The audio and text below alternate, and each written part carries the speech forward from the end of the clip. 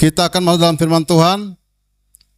Kita buka Alkitab kita di dalam Hakim-Hakim pasal 3 ayat pertama dan ayat kedua.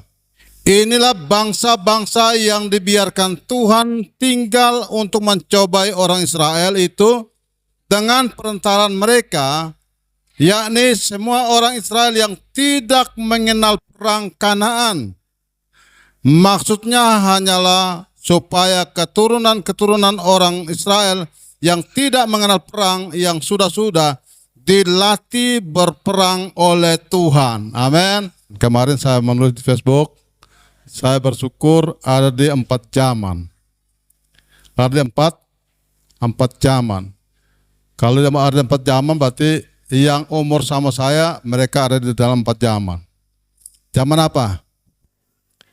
Zaman Orde Lama, zaman Orde Baru, zaman Reformasi, zaman Milenium. Amin. Ini ada 4 zaman. Berarti banyak yang kita tahu tentang bagaimana seluk-beluk senangnya hidup ini. Zaman kami dulu mengalami hal yang sulit, hal yang berat, perjuangan yang berat untuk mencapai hidup yang lebih baik, perjuangan yang berat, sukar sulit kami lalui.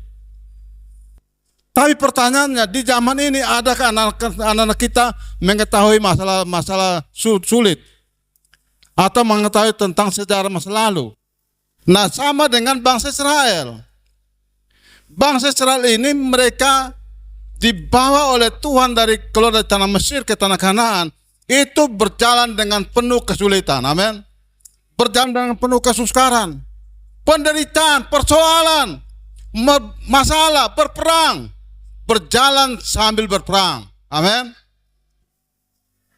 Bahkan bangsa Israel yang lahir besar di Mesir, mereka tahu tentang bagaimana kesulitan mereka, tentang bagaimana berat penderitaan yang mereka alami, tentang bagaimana persoalan yang mereka alami. Mereka tahu itu. Dan mereka keluar, berjalan dari Mesir sampai Kanaan selama 40 tahun. Dan 40 tahun itu banyak yang mati di jalan dan banyak yang juga lahir besar di jalan. Tapi keturunan berjalannya waktu, bangsa Israel yang kemudian mereka tidak tahu tentang bagaimana sejarah bangsa mereka. Bagaimana sejarah bangsa Israel yang penuh dengan kesulitan. Oleh sebab itu firman Tuhan di Hakim-Hakim dikatakan bahwa Tuhan membiarkan musuh-musuh itu masih tinggal. Amin. Tuhan membiarkan orang-orang yang tidak suka mereka itu masih tinggal. Tujuan apa? Tujuan melalui perantaraan mereka, Tuhan melatih mereka untuk menjadi orang yang bisa berperang. Amin. Ini harus kita tahu ini. Harus kita menyadari. Dia bilang apa? Di ayat yang kedua. Maksudnya hanyalah supaya keturunan-keturunan orang Israel yang tidak mengenal perang, yang sudah-sudah dilatih berperang oleh Tuhan. Amin. Tuhan memakai musuh-musuhnya orang Israel itu untuk melatih mereka. Agar bagaimana cara mereka bisa berperang, mengalahkan musuh. Itulah maksud Tuhan. Oleh sebab itu dari pembahasan itu saya memberikan tema khotbah hari ini, yaitu segala sesuatu terjadi itu atas izin Tuhan. Amin. Segala sesuatu yang terjadi atas izin Tuhan. Jadi semuanya atas izin Tuhan. Mungkin mereka rasanya berat. Mereka tidak tahu kenapa kita mengalami kesulitan.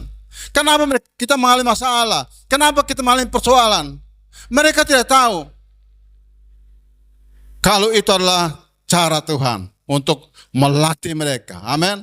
Untuk melatih mereka agar mereka menjadi orang Israel yang kuat. Tidak menjadi orang Israel yang cengeng, tidak punya iman, tidak punya harapan. Tapi justru Allah mengizinkan masalah terjadi supaya mereka dilatih oleh Tuhan menjadi orang yang kuat, berpengharapan di dalam Tuhan. Amin. Jadi kita lihat, jadi Tuhan itu luar biasa, saudaraku. Ya, saya membaca, saya merenungkan firman Tuhan. Tuhan itu luar biasa. Dia Bapa yang hebat. Dia Bapa yang tahu tentang kelemahan kita. Dia Bapa yang tahu tentang kesulitan kita. Dia Bapa yang tahu tentang kesukaran yang kita alami. Dan dia juga Bapa yang tahu bahwa kita akan menjadi orang yang cengeng, orang yang manja, orang yang lemah. Maka dia melatih kita, amin. Seorang petinju tidak akan mungkin dia membiarkan dirinya dipukul. Tapi dia akan berlatih sedemikian rupa agar menjadi petinju yang baik, amin. Saya mau kasih tahu, sebagai anak Tuhan, orang percaya, kita punya pelatih yang hebat, amin. Kita punya pelatih yang hebat adalah Tuhan, amin.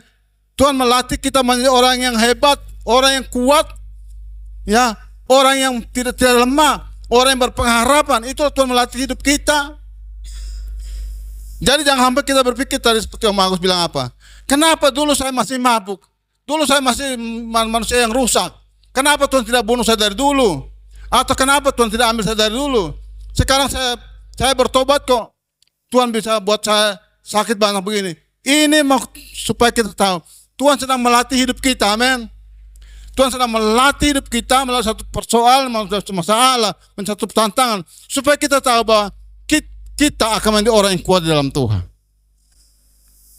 Hidup ini tidak gampang, saudaraku. Untuk mencapai hidup yang lebih baik di zaman ini, zaman yang sulit juga.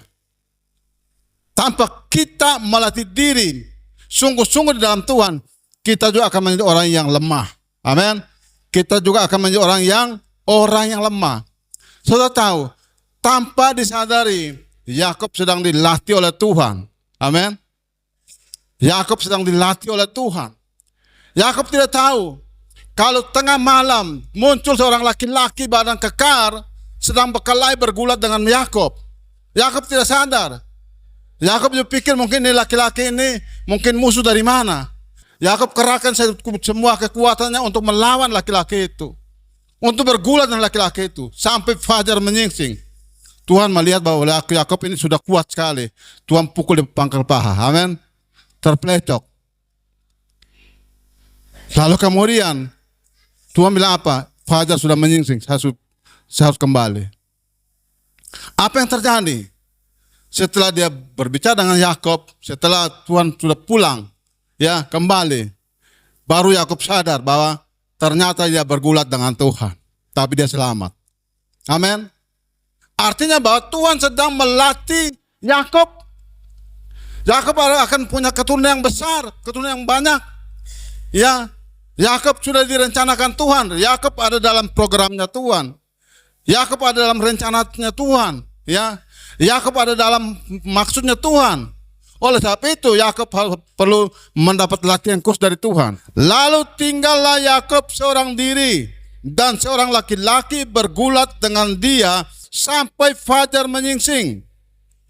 Ketika orang itu melihat bahwa ia tidak dapat mengalahkannya, ia memukul sendi pangkal paha Yakub, sehingga sendi pangkal paha itu terplecok ketika ia bergulat dengan orang itu. Lalu kata orang itu, biarkanlah aku pergi, karena fajar telah menyingsing. Sahut Yakub, aku tidak akan membiarkan engkau pergi jika engkau tidak memberkati aku. Haleluya. Di sini aku tidak membiarkan pergi kalau engkau belum memberkati aku. Di sini sudah titik ketemu. Terus bertanyalah orang itu kepadanya, siapakah namamu? Sahutnya Yakub. Lalu kata orang itu, namamu tidak akan disebutkan lagi Yakub, tetapi Israel, sebab engkau telah bergumul melawan Allah dan manusia, dan engkau menang. Bertanyalah Yakub, katakanlah juga namamu. Tetapi sahutnya, mengapa engkau menanyakan namaku? Lalu diberkatilah Yakub di situ. Ayat 30 kita bahas sama-sama, 1, 2, 3. Yakub menamai tempat itu Peniel, sebab katanya, aku telah melihat Allah berhadapan muka, tetapi nyawaku tertolong. Beri kemuliaan Tuhan Yesus. Amin. Yakub tidak tahu kalau yang berhadapan dengan dia adalah Tuhan sendiri. Amin. Tuhan sedang bergulat dengan Yakub. Tuhan sedang melatih Yakub sepanjang malam. Dan Tuhan mendapatkan Yakub orang kuat. Amin. Mungkin hari ini kita sedang dilatih oleh Tuhan, ya, melalui satu persoalan, melalui satu masalah. malah satu kesulitan, malah satu penderitaan. Kita sedang dilatih oleh Tuhan, amin. Tadi saya lihat Om Agus bersaksi semakin menyala, ya, semakin menyala. Kenapa? Dia beberapa hari lalu dia tidak bisa ngomong, ya, omongnya tidak. Tapi ini hari dia bersaksinya sudah. Saya mau kasih tahu bahwa Tuhan mau tundukkan kita, melatih kita menjadi orang kuat, amin. Tuhan hadir untuk menghardik persoalanmu, amin. Tuhan hadir untuk menghardik masalahmu. Itulah tujuan Tuhan. Murid-muridnya sendiri diajar oleh Tuhan. Murid-muridnya sendiri diajar oleh Tuhan Yesus, dilatih oleh Tuhan Yesus, saudaraku. Amin. Jadi jangan berpikir, aduh masalah ini berat, ini masalah sulit. Saya pernah sudah mengalami stroke 2 kali. Tapi apa itu sulit? Semuanya ada tujuan Tuhan. Amin. Hari ini masih ada. Kenapa? Karena Tuhan mengizinkan semua terjadi supaya kita dilatih oleh Tuhan menjadi orang yang kuat di dalam Tuhan dan suka berseru pada Tuhan. Jangan gampang menyerah. Jangan sampai jadi orang Kristen yang gampang menyerah. Jangan sampai jadi orang Kristen yang gampang takut, yang suka takut, yang kehilangan harapan. Tapi Tuhan melatih kita menjadi orang Kristen yang kuat. Tuhan melatih kita supaya menjadi orang Kristen yang berpengharapan, yang tidak gampang menyerah. Amin. Itulah Tuhan melatih kita. Kenapa Tuhan melatih kita? Karena Tuhan tahu zaman ini adalah zaman yang penuh dengan kesulitan. Amin.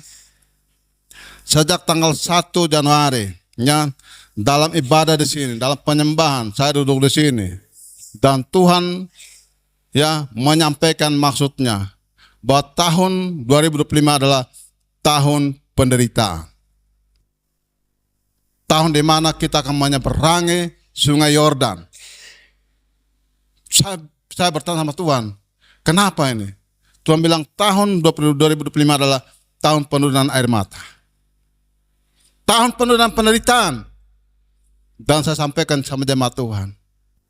Tetapi Tuhan berikan pengharapan. Orang yang berjalan bersama Tuhan, orang menyeberang bersama dengan Tuhan akan tercapai tujuan. Amin. Akan tercapai, jangan takut. Tahun 2025 adalah tahun penuh dengan penderitaan, tapi orang yang menyeberang bersama dengan Tuhan akan sampai. Amin. Akan lewat, akan berhasil. Dan apa yang terjadi, saudaraku? Terjadi penderitaan dari tanggal 7 sampai hari ini. Kita lihat berita di mana-mana terjadi banyak tangisan dan air mata, banyak penderitaan, sukar sulit. Saya tekan pada jemaat kecil ini, doa menyelamatkan kota kita. Amin. Doa jemaat kecil ini akan menyelamatkan kota kita. Doa jemaat yang kecil akan menyelamatkan bangsa kita. Tuhan tidak cari banyak orang, Tuhan tidak cari ribuan orang, tapi Tuhan cari sedikit orang tapi punya kekuatan iman. Amin. Tuhan cari sedikit orang tapi dia mau melakukan semuanya sesuai dengan perintah Tuhan. Ketika Gideon mendapatkan perintah Tuhan untuk berperang melawan orang Midian, semua bangsa Israel ikuti dia. Puluhan ribu pasukan. Tuhan melihat ini sangat banyak pasukan ini, sangat banyak bangsa mengikuti engkau mau berperang. Tuhan melihat ini tidak baik.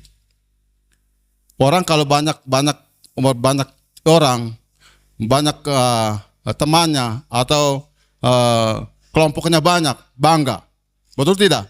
Oh bangga, saya kelompok besar, saya ini besar sekali, kami ini jumlahnya besar. Tuhan tidak lihat itu. Amin. Tuhan tidak lihat itu. Tuhan bilang apa? Ini kalau mereka sampai banyak orang, nanti mereka bilang begini, ini karena tangan kami yang menyelamatkan kami. Tuhan bilang apa? Suruh mereka pulang kembali semua. Tidak boleh. Tidak boleh terlalu banyak.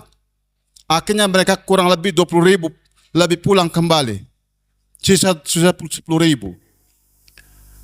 Sisa 10.000, Tuhan bilang ini masih terlalu banyak. Tuhan tidak mau. Tuhan tidak mau. Dan Tuhan suruh Gideon bawa mereka ke sungai. Suruh mereka semua minum air. Siapa yang tunduk dan menjulur minum air dan menjulurkan lidah seperti anjing, mereka tidak pakai. Mereka suruh pulang. Tapi orang yang berlutut mengangkat airnya dengan mulutnya, dengan tangannya, mereka ini yang dipakai Tuhan. Dan berapa orang yang berlutut pakai tangannya, minum pakai tangannya? 300 orang. 300 orang ini yang pergi. Amin. 300 orang yang pergi, 10.000, 20.000, 30.000 kembali. Tuhan tidak mau banyak orang. Kenapa Tuhan tidak mau? Karena Tuhan mau supaya mereka tahu bahwa tanpa mereka Tuhan akan memberikan kemenangan. Amin. Seringkali seperti ini. Tuhan tidak cari yang banyak, Tuhan cari yang sedikit tapi punya kekuatan iman, punya pengharapan.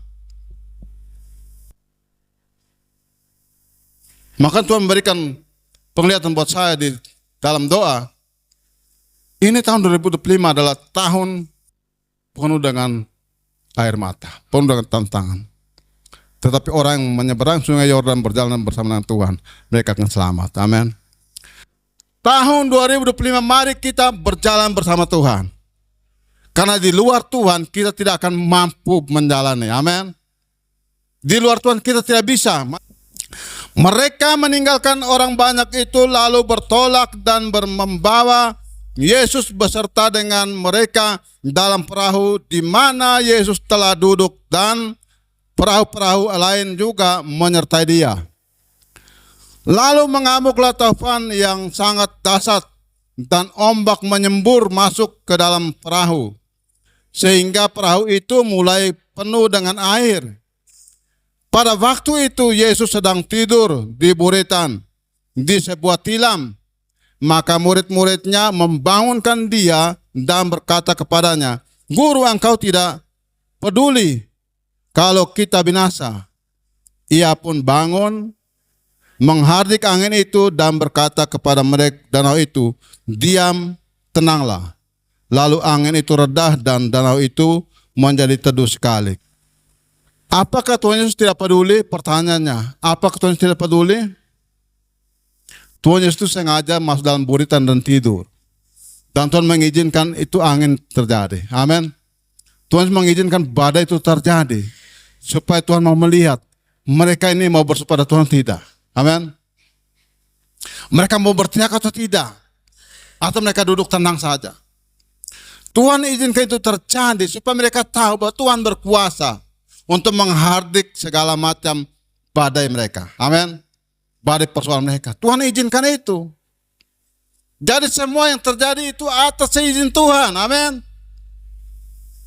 Karena tanpa itu mereka tidak akan mengakui bahwa Tuhan itu hebat. Tapi dengan terjadinya itu mereka semua tahu siapakah orang ini sehingga angin badai pun taat pada dia. Semua taat pada Tuhan. Amin. Kita belajar mentaati firman Tuhan. Ketika Gideon berperang mengusir sama musuh-musuh, lalu bangsa Israel bilang begini, "Sekarang kami menyerahkan semuanya kepadamu. Nanti keturunanmu yang tetap berkuasa atas kami. Dari anak-anakmu, dari cucu-cucumu, mereka perintah kami akan ikut." Apa yang dikatakan Gideon? Tidak. Anak-anak saya juga tidak perintah kamu. Cucu-cucu saya juga tidak perintah kamu. Yang perintah kamu adalah Tuhan. Amin. Yang perintah kamu adalah Tuhan. Gideon tidak bangga diri. Ini kena saya. Tidak. Tapi Gideon tahu bahwa semuanya terjadi karena Tuhan. Oleh sebab itu semua bangsa yang dipimpin harus mendengarkan perintah Tuhan. Amin. Kita sebagai anak-anak Tuhan, ingat lebih baik. Kita harus dibawa perintah Tuhan. Perintah Tuhan yang mendatangkan keselamatan. Kemarin saya pernah bilang, setan juga menaruh kebenaran dalam hati manusia. Bukan hanya Tuhan yang menaruh kebenaran dalam hati manusia. Setan juga taruh kebenaran dalam hati manusia. Tujuan apa? Tujuan supaya manusia itu selalu merasa dirinya benar terus. Benar terus, benar terus. Setan taruh itu. Setan taruh kebenaran dia dalam hati manusia. Supaya manusia itu tidak pernah menyerah. Walaupun dia salah juga, dia benar. Kalau setan menaruh kebenaran dalam hati manusia untuk membinasakan manusia, amin. Untuk menghancurkan manusia. Tapi Tuhan menaruh kebenaran dalam hati kita untuk menyelamatkan hidup kita. Kebenaran yang sejati hanya datang dari Tuhan. Maka kita lihat, manusia kalau melakukan hal yang salah, ditegur, dia bilang dia yang benar, dia pertahan, itu setan yang sudah taruh kebenaran. Ya, setan sudah taruh kebenaran dalam hatinya. Sehingga dia pertahankan, walaupun salah juga tetap pertahankan. Dia tetap merendahkan diri. Itu artinya, itu tanda bahwa setan sudah menaruh kebenaran dalam hatinya. Tapi kalau Tuhan menaruh kebenaran dalam hatinya, itu firman Tuhan akan mengubah hidup kita. Amin. Menyelamatkan hidup kita. Kita perlu sungguh-sungguh dan Tuhan saudara kasih Tuhan.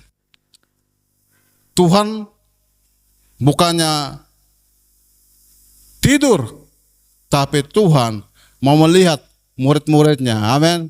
Ternyata murid-muridnya ketakutan dan berteriak. Orang kalau di dalam hidupnya ada Tuhan, dia selalu tenang menghadapi masalah. Amin. Dia selalu tenang. Tapi kalau orang dalam hidupnya tidak ada Tuhan, dia akan takut menghadapi masalah. Dan hidupnya tidak tenang. Amin. Hati-hati saudaraku. Kalau ada masalah, jangan coba-coba menyerang siapapun. Tapi kalau ada masalah, coba tenang dulu. Amin. Tenangkan hati. Diam dulu, sabar dulu. Siapa tahu ada rencana Tuhan semuanya ini. Kenapa? Kita lihat. Kenapa begitu banyak masalah kecil tiba-tiba jadi besar? Karena orang ketika menghadapi masalah tidak tenang, langsung menyerang, merasa dirinya hebat. Inilah yang menimbulkan masalah besar. Tapi kalau orang dalam hidupnya ada Tuhan, setiap ada masalah dia menghadapi dengan tenang. Dan di dalam ketenangan itu ada kuasa. Amin. Kekuatan. Iman kita. Jadi Yesus sedang melatih murid-muridnya dengan mengizinkan badai, angin topan, gelombang besar terjadi agar mereka menjadi kuat untuk selalu berseru dan berharap pada Tuhan. Itu tujuan Tuhan. Yang berikut, semuanya yang terjadi karena Tuhan mau menunjukkan bahwa Ia berkuasa untuk menghardik setiap masalah kita dan membebaskan kita dari segala kesulitan yang kita hadapi. Semua yang terjadi, Tuhan mau tunjukkan bahwa Dia itu bisa. Tuhan mampu, amin. Dan kalau ada mengalami masalah, ada persoalan, tenang, ada Tuhan Yesus, amin. Tuhan siap menolong kita. Tuhan siap mau membebaskan kita. Tuhan siap untuk memampukan kita. Bahkan Tuhan siap untuk memberkati hidup kita. Tuhan izinkan masalah terjadi. Karena Tuhan mau tunjukkan bahwa Dia Allah yang berkuasa. Ia berkata kepada mereka, "Mengapa kamu takut? Kamu yang kurang percaya." Lalu bangunlah Yesus menghardik angin dan danau itu, maka danau itu menjadi teduh sekali. Tepuk tangan buat Yesus. Dia mau tunjukkan bahwa Dia kuasa, saudaraku. Angin apa yang sedang menerpa kita saat ini? Persoalan apa yang sedang menerpa kita saat ini? Ada Tuhan siap menghardiknya. Amin. Amin. Ada Tuhan siap menghardiknya. Kalau kita mau sungguh-sungguh dengan Dia, mulai membangun keintiman kita, kemesraan kita dengan Tuhan. Amin. Mulai membangun persekutuan kita yang kuat dengan Tuhan. Karena hanya membangun persekutuan kita yang kuat dengan Tuhan, membangun keintiman kita dengan Tuhan, saya mau kasih tahu, Tuhan berkuasa untuk menghardik semuanya. Amin. Badai keluarga kita, badai pergumulan kita, badai rumah tangga kita dihardik oleh Tuhan. Akan dihardik Tuhan. Tempatkan Tuhan di dalam hidup kita. Undanglah Tuhan masuk dalam hidup kita, dalam rumah tangga kita, dalam segala usaha kita. Dalam setiap usaha kita undang Tuhan. Kita mengalami kesulitan dalam usaha kita, ingat ada Tuhan. Amin. Ada Tuhan sedang siap menghardik badai yang sedang melanda usaha kita. Kita siap. Berapa banyak orang yang bersaksi yang kita tahu. Ada seorang ibu yang dari Singapura datang bersaksi di sini. Kalau dia adalah orang kaya, saudara. Dia orang kaya. Tapi ketika dia tidak kenal Tuhan, Tuhan izinkan dia bangkrut, saudara. Bangkrutan terjadi. Dia perusahaan diambil oleh pemerintah. Disita oleh pemerintah. Mulai di situ dia mulai sadar bahwa selama ini saya sibuk dengan saya punya usaha dan saya lupakan Tuhan. Tuhan izinkan ini. Dia kembali. Dia bertobat. Dia menyerahkan kepada Tuhan. Setelah dia menyerahkan diri pada Tuhan, dia mulai bangun kembali usahanya. Dia coba untuk buka usaha kembali. Saudara yang kasih Tuhan, dia berhasil. Tuhan berkati. Tuhan berkati sampai dia mengalami kekayaan, lalu kemudian dia tebus kembali perusahaan yang sudah disita oleh pemerintah. Dia mengalami berkat dan dia mau serahkan hidupnya pada Tuhan, dan dia berjalan keliling melayani pekerjaan Tuhan sampai dia masuk ke sini. Amin. Dia masuk ke sini. Artinya bahwa di tengah badai persoalan yang menerpa hidup kita, ada Tuhan siap menghardik semuanya. Dia menghardik masalah kita, menghardik persoalan kita, dan dia akan buka jalan bagi kita. Dia akan memberikan ketenangan dan keteduhan bagi kita dalam menjalani hidup kita sehari-hari. Ya, kalau kita mau sungguh-sungguh dengan Tuhan, Tuhan mengizinkan semua terjadi, karena Tuhan mengasihi kita. Sesudah itu Yesus segera memerintahkan murid-muridnya naik ke perahu dan mendahulunya ke seberang. Sementara itu ia menyuruh orang banyak pulang. Dan setelah orang banyak itu disuruhnya pulang, Yesus naik ke atas bukit untuk berdoa seorang diri. Ketika hari sudah malam, ia sendirian di situ. Perahu murid-muridnya sudah beberapa mil jauhnya dari pantai dan diombang-ambingkan gelombang karena angin sakal. Kira-kira jam 3 malam datanglah Yesus kepada mereka berjalan di atas air. Ketika murid-muridnya melihat dia berjalan di atas air, mereka terkejut dan berseru, "Itu hantu." Lalu berteriak-teriak karena ketakutan. Tetapi segera Yesus berkata kepada mereka, "Tenanglah, aku ini, jangan takut." 33. Lalu mereka naik ke perahu dan angin pun reda. Mereka mulai betul Yesus. Saudaraku, ada rencana Tuhan yang indah, tapi kita tidak tahu. Amin. Kita tidak tahu. Kalau kita membaca firman Tuhan mulai renungi, bahwa semua yang terjadi itu karena rencana Tuhan. Bagaimana bisa Tuhan suruh mereka untuk bertolak ya dengan perahu? Bagaimana mereka bisa jalan dengan perahu, mereka keluar, tapi mereka tinggalkan Tuhan Yesus? Tapi sini kita melihat bahwa Tuhan perintah mereka untuk segera keluar, ya, bertolak dari tempat itu. Bukannya Tuhan bersama dengan mereka, tapi Tuhan juga suruh orang banyak pulang dan Tuhan naik ke gunung. Jadi murid-murid Tuhan sudah jalan dan Tuhan naik ke gunung untuk berdoa. Itu sudah malam. Hari sudah malam, mungkin kira-kira jam 6 lah begitu. Jam 6 sore sampai jam 3 pagi. Kira-kira kapan sudah jalan sampai mana? Perkirakan. Kira-kira kita perkirakan dulu Bapak Indah. Jam 6, dia berjalan jam 6 sore. Mereka mulai jalan jam 6 sore. Tuhan naik ke gunung dan sampai jam 3 pagi. Kira-kira dari sini sampai Kupang mungkin. Atau dari sini sampai Soe. Kita perkirakan begitulah. Mungkin dari sini sampai Kupang. Tuhan masih ada di sini. Amin. Kira-kira hebat kita? Hebat. Tuhan masih ada di sini. Mereka jalan sudah jauh sampai di Kupang. Tapi jam 3 malam angin sakal datang, gelombang datang. Dalam ketakutan Tuhan datang. Amin. Tuhan hadir bersama mereka. Tuhan hadir untuk memberikan kekuatan bagi mereka. Tuhan hadir untuk menunjukkan bahwa Tuhan itu ada bersama mereka. Amin. Sekalipun mereka tinggalkan Tuhan, Tuhan itu tidak pernah tinggalkan mereka. Seringkali kita mencoba untuk meninggalkan Tuhan. Hari ini Tuhan bilang apa? Kau sering meninggalkan aku, tapi aku tidak meninggalkan engkau. Amin. Itu terbukti bahwa ketika mereka menghadapi persoalan, badai gelombang yang besar menerpa mereka, Tuhan tiba-tiba ada. Seharusnya mereka tunggu Tuhan dulu. Tapi Tuhan suruh mereka bertolak, mereka bertolak. Ini merupakan seizin Tuhan, maksud Tuhan. Amin. Itu adalah maksud dan rencana Tuhan.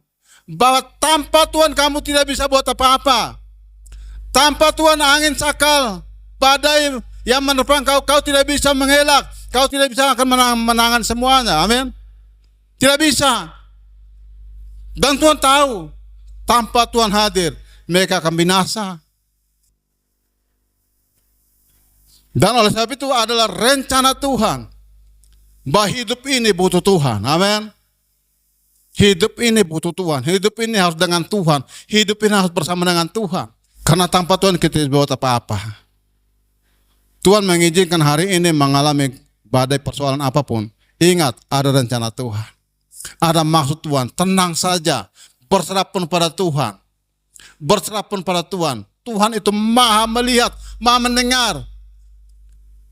Bahkan dikatakan bahwa setetes air matamu, dia tahu. Manusia tidak tahu ketika kita menangis. Amin. Mama itu menangis, bapak tidak tahu. Amin.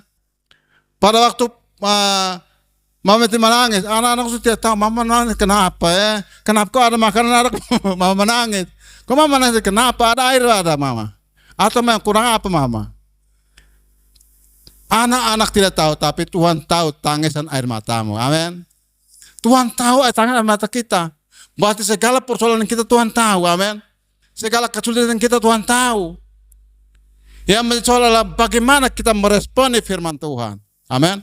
Meresponi firman Tuhan. Tahun 2025 adalah tahun kita intim dengan Tuhan. Amin. Membangun hubungan kita dengan Tuhan. Kita harus terhubung dengan Tuhan yang punya kuasa. Punya langit, punya bumi. Saya heran. Manusia listrik mati mereka pikiran. Listrik mati mereka kewalahan. Listrik mati mereka pucat. Listrik mati mereka raba-raba. Mereka begitu listrik menyala langsung berteriak tiba-tiba. Tapi kenapa iman mereka mati mereka tidak pernah berteriak? Kita harus tahu kalau listrik mati kita sangat kewalahan. Kita juga harus tahu bahwa kita butuh Tuhan. Tidak boleh jauh dari Tuhan. Amin. Kita tidak boleh jauh dari Tuhan. Karena Tuhan itu akan memberikan cahaya terang bagi hidup kita. Segala pergumulan kita akan diterangi Tuhan. Masa depan kita akan diterangi Tuhan. Persoalan kita akan diterangi Tuhan. Amin. Kita butuh Tuhan, saudaraku. Tadi malam listrik mati ya. Listrik padam. Saya di Tulam Lai, saya punya HP. Saya punya HP itu tinggal satu angka. Terus saya lihat di tetangga itu ada listrik menyala. Tapi sampai di rumah menyala. Saya lari sampai sini. Mau ini cas HP, listrik di sini belum menyala. Terus saya mau kembali ke Tulam Lai. Saya angkat ini cas. Saya kembali ke Tulam Lai saja. Begitu saya angkat cas mau pulang, kembali ke Tulam Lai, listrik menyala. Saya colok kembali. Kira-kira butuhkah tidak itu? Karena kalau listrik tidak menyala, semua hubungan putus semua. Amin. Hubungan putus. Mau telepon istri juga hubungan putus. Mau telepon anak hubungan putus. Iman kita kalau mulai gelap, hubungan kita dengan Tuhan putus. Amin. Hati-hati. Saya kembali ke Tulam Lai. Sampai sana listrik mati. Tadinya ada menyala. Semua listrik padam. Semua yang duduk di tenda sudah tahu. Tambah hujan lagi. Tambah menggigil di dalam. Kira-kira saya lihat jam setengah 9. Wah, saya bangun angkat motor, saya pulang kembali. Jadi artinya bahwa listrik kalau mati, pengaruhnya besar sekali, saudaraku. Listrik mati itu kerugiannya besar, miliaran. Dalam 5 menit mungkin miliaran sudah rugi. Para pengusaha besar yang kerja siang malam butuh listrik. Saya mau kasih tahu, Tuhan butuh hidup kita harus terhubung dengan Tuhan. Amin. Supaya hidup kita tetap menyala, saudaraku. Iman kita tetap menyala. Seperti murid-murid ini, ketika mereka terputus hubungan dengan Tuhan, badai datang, mereka kewalahan. Tapi ketika Tuhan datang, Tuhan menunjukkan bahwa kamu boleh jauh daripada Tuhan, tapi Tuhan tidak pernah jauh daripada kamu. Tuhan kita adalah Bapa yang maha baik. Seringkali kita jauh daripada Dia, tapi Dia Bapa yang hebat, Dia Bapa yang mengasihi kita. Dia tidak pernah akan jauh daripada hidup kita. Amin. Dia tidak pernah akan jauh dari hidup kita. Ya, jadi sudah jelas firman Tuhan yang kita dengar hari ini. Ya, yang pertama, Tuhan mengizinkan semuanya itu terjadi untuk mencobai kita, maksudnya supaya kita dilatih menjadi orang Kristen yang kuat, tidak gampang menyerah. Amin. Tidak gampang menyerah. Yang kedua, tanpa disadari kalau kita sedang menghadapi persoalan itu, Tuhan sedang melatih hidup kita. Tuhan hadir tengah-tengah kehidupan kita dan melatih kita melalui setiap masalah yang kita hadapi. Yang ketiga, agar kita tetap kuat dan menang dalam setiap badai pencobaan. Amin. Agar kita tetap kuat. Ya. Yang keempat, Tuhan izinkan semuanya terjadi supaya kita bisa berteriak, berseru dan memanggil nama Tuhan. Amin. Tuhan izinkan. Karena manusia kalau baik-baik terus, dia tidak akan ingat Tuhan. Manusia kalau dia sehat-sehat terus, kita tidak akan kenal Tuhan. Manusia kalau dia berusaha baik-baik terus, dia tidak akan kenal Tuhan. Tapi Tuhan izinkan itu terjadi supaya kita mulai belajar berteriak sama Tuhan. Amin. Berseru pada Tuhan, berteriak. Tuhan kita akan mendengarkan setiap teriakan kita.